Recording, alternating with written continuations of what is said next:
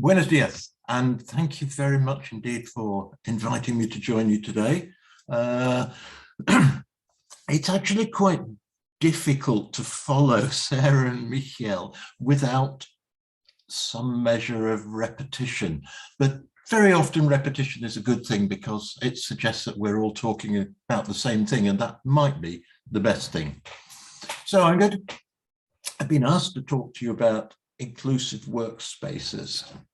And it's not an easy topic, actually, but let's see how we get on. How do we make workplaces inclusive for people with pain? I'm going to say that first we need some conceptual frameworks. And this is where I think I'm going to cross over with Michiel and Sarah and perhaps blend some of what they've been saying into concepts. We know we've got a problem to solve, and we've got a lot of people who are experiencing persistent pain. Most of those people are of working age, and many of them will struggle to maintain their workability. But the important thing is, as Michiel was pointing out, is that their work disability should be avoidable. There are things that we can do, and that's important to remember. Because, and I'm picking up on systems here, that people have this potential to slide into disaster because of social constructs and separated systems which create obstacles. And I'll talk a little bit more about obstacles in a moment. Before pain occurs, we're a person. When the pain starts, we're still a person. If the workplace isn't helpful, we become a struggler. If we then go and seek healthcare, we become a patient. It's a label, and it carries baggage with it. And particularly if that healthcare isn't work focused, it's an obstacle. If that healthcare professional signs us off work, says we're not able to work, we become a beneficiary. That's a label. It carries baggage with it. It's an obstacle. And then if we don't have any vocational rehabilitation, we lose our workability. Again, it's an obstacle developing.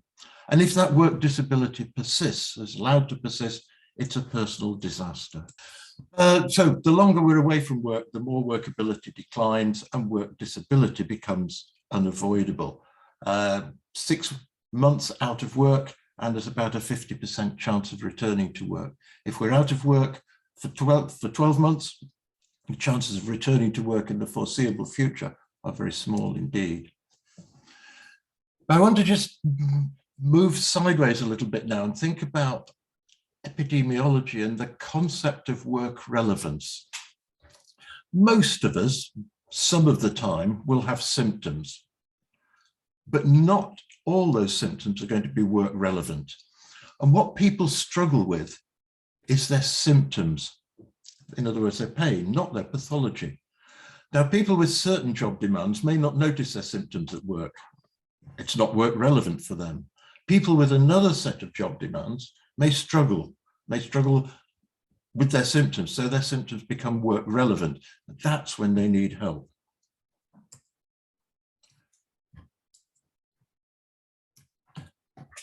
And there's an underpinning concept that I'd like to share with you, which was originally developed by Norton Hadler in the US.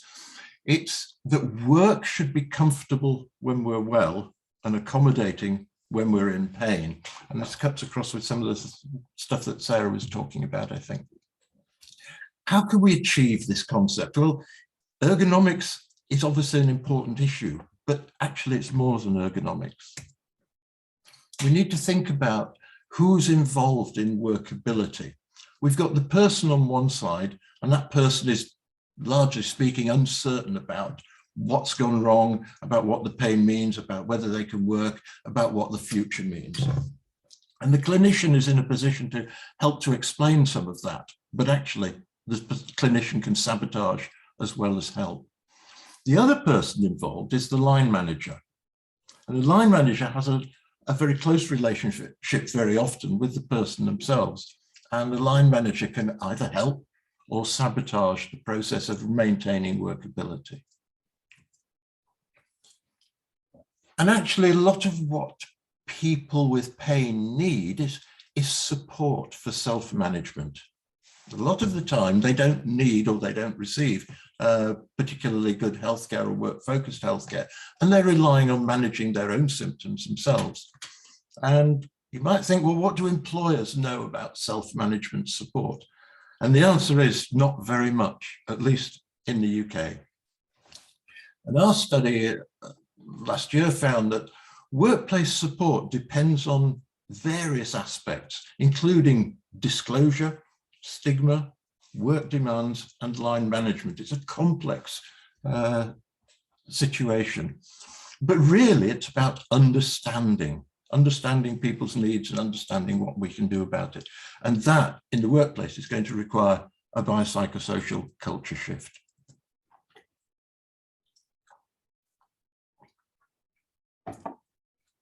And that means we need to get all players on side, as Michiel was suggesting.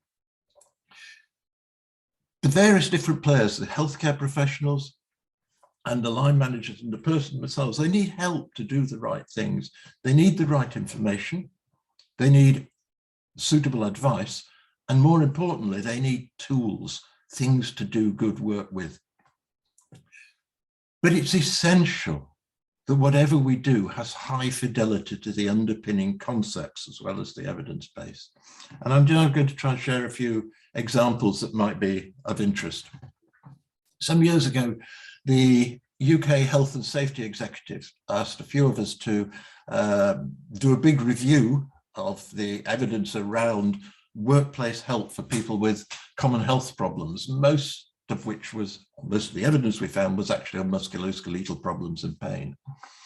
And they asked us to develop an intervention toolbox that could be used within the workplace.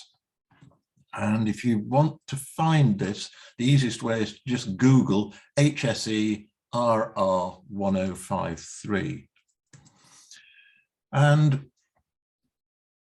we started off having reviewed the evidence. We then developed concepts, and we did this as a co-production with stakeholders. And we talked about good work being always desirable. It's a minimum standard of fairness and safety that occurs mainly at a societal level. But good work isn't the same as good jobs. So we then looked at what does a good job entail? It's something that's comfortable and agreeable, something that has acceptable systems and processes and organizations that will facilitate coping and resilience. And that sort of intervention is mainly at a group level, but it is something that an employer can and should do to provide good jobs. The outcome of interest there is good workability, which actually means fewer work-relevant symptoms. But then there's the other side of it. What do we do with the people who are struggling? As Michiel said, we want to accommodate them. So it's about helping the struggling worker, and that's where the line manager is hugely important. And that intervention is at an individual level. It's responding to that particular person's need. And the outcome of interest there is maintaining their workability. Now, we were not actually commissioned to produce a toolbox in terms of a website that you could use, but nevertheless, we did produce one anyway. And it's not fully developed and it's not available for public consumption. But if any of you wish to go and view it, come back to me, just send me an email and I'll send you a password to it. But you can find all the stuff that's on that prototype website in Appendix 6 of our report. It's all written down, it's just not in a clickable form. And it basically is a matrix of information and tools that support employers to listen to their workers and to take early action, to identify obstacles to workability and plan to overcome those obstacles. It's about this idea that good jobs should be an aspirational goal for all employers, and a supportive workplace is what's also required to help people to work while recovering or while in pain. But the important part of it is that employers need understanding to do that, some knowledge, but they also need the tools. And the toolbox in the report does contain a whole host of tools to support employers to support people with pain. But that's employers, and it's not health professionals. Health professionals aren't going to read that sort of report, but health professionals might read this sort of report, which is talking about the psychosocial flags framework. And that was developed by an international group, and a few of us were asked to put together a guide to the flags framework for both the clinic and the workplace.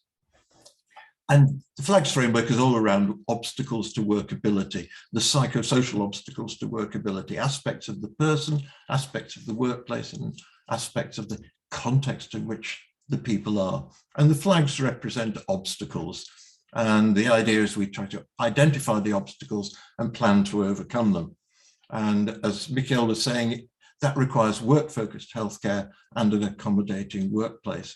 And the idea behind this guide was to provide tools for the various players to understand what they can do, and particularly how they can do it. And one of the things that comes out of this is that maintaining workability for people in pain requires a plan. And that applies whether it's to stay in work or return to work.